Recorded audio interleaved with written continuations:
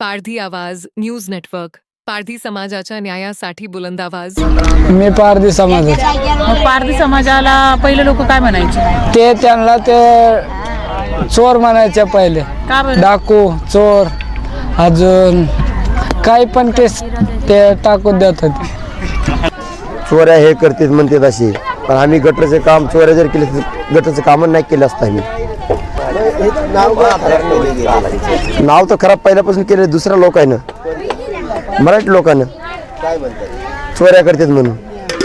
खरं तुम्ही चोऱ्या करता? नाही, अजिबात नाही. आमच्या नावावर दुसरे माणसं चोऱ्या करतात.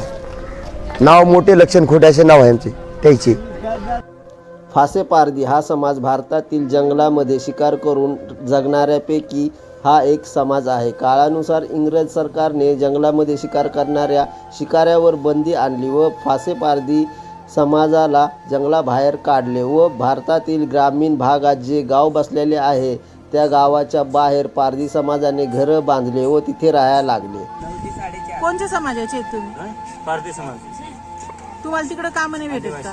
तुम्हाला तिकडे काम नाही भेटत? काय काम धंदे आता पाऊस नाही, पाणी नाही, त्याच्या काही आता त्याला बऱ्याच नाही जगण्यासाठी लेकरं बाळगून आता काय तर काय कुठं काय उद्योग नाही. किती वर्षापासून येत आहे काम करायला मुंबईचं? आम्ही 15 वर्षापासून. तर तुम्ही मग मुंबईची साफसफाई करून जाता. हो. तर मग मुंबईचे लोक तुमच्यावर चांगले वागतात का? वागतात. चांगले राहिल्यावर काय तुम्ही काम करत असताना तुम्हाला परेशान करत नाही? फक्त थोडा पोलीस लोकांचा त्रास. पोलीस त्रास करतात? हो. काय म्हणतात? काय म्हणतात ते तुम्हाला? ते म्हणते इथं राहू नका.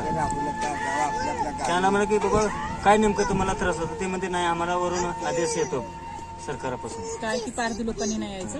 हा. ते म्हणते तुम्ही पोट भरण्यासाठी ना तुम्ही चोऱ्या माऱ्या करत असं म्हणते पोलीस. खरंच आहे का असं? पण खरं नाही. पण कधी कुणाला तुम्ही बघितलं का चोरी करताना? धरलं का तुम्ही? त्यानंतर इंग्रजांनी 1871 साली एक विशेष कायदा काढला व त्या कायद्यामध्ये पारधी समाजाचा समावेश गुन्हेगार जनजमात म्हणून केला गेला. भारत स्वातंत्र्यानंतर पंडित जवाहरलाल नेहरू यांची सरकार आली व आदिवासी जन्मजमात गुन्हेगार ठरणारे कायदे त्यांनी बंद करून पारधी समाजाला अनुसूचित जाती जमातीमध्ये त्यांचा समावेश केला. भारत सरकारने पारधी समाजासाठी कागदपत्रे बऱ्याच योजना राबवून देखील पोलीस आणि समाजाने मुख्य प्रवाहात व्यवस्थितपणे पारधी समाजाला सामावून घेतले नाही. तरी पण त्याला म्हणलं की आम्ही जर हा आमच्या गावी पाऊस नाही, पाणी नाही, ते आम्ही लेकरं बाळगून आलो आम्ही मुंबईमध्ये पोट भरण्यासाठी. तिकडं कामं देत नाही, इकडे आलं तर पोलीस. मग गाव पारध्यांना गावामध्ये एकाच विहिरीत पाणी भरायचा अधिकार होता का? नाही. बाट धरत होते ना, बाट धरत पारधी लोकांना त्याला पाणी देऊ नका. काही एकाच पंक्तीत जेवायचं? एका पंक्तीत नाही, काही नाही. बाहेर जेव घालायचे. मंदिरात नाही. आमचं मंदिर अलग आहे, तुळजा भवानीचं. ते तुमच्या मंदिरात यायचे का? ते येऊन जेवून जातात मंदिरामध्ये, पण आम्हाला त्याच्या मंदिरामध्ये जाऊ देत नाही. का बरं असं? म्हणजे पार देत म्हणून. पाणी आहे का इथे? कुठून घेता? तिकडून ते मुकादम आहे ना, ते आणि पाणी नळ पाणी काढून सगळं. आणि गावाला पाणी मिळतंय?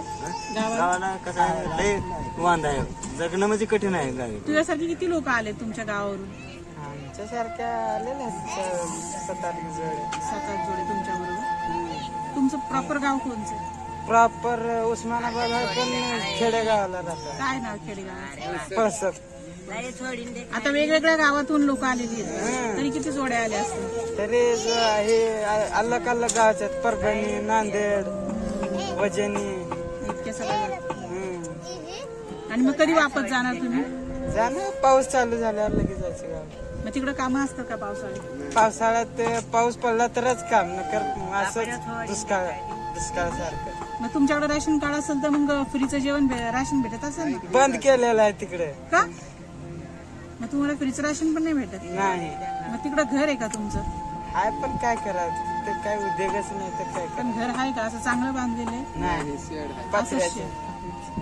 पण इकडे तुम्ही येता तर मग इकडचे लोक पण तुम्हाला गावच्या सारखा भेदभाव करतात का काय नाही? तिकड लोक काही बोलतेत बी काही बोलत नाहीत.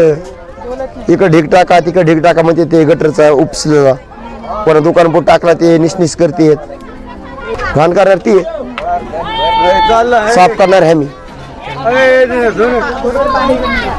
हा तरी पण ते तुम्हाला घोटभर पाणी नाही देत. नाही देत प्यायला सुद्धा पाणी. पारधी आवाज न्यूज नेटवर्क.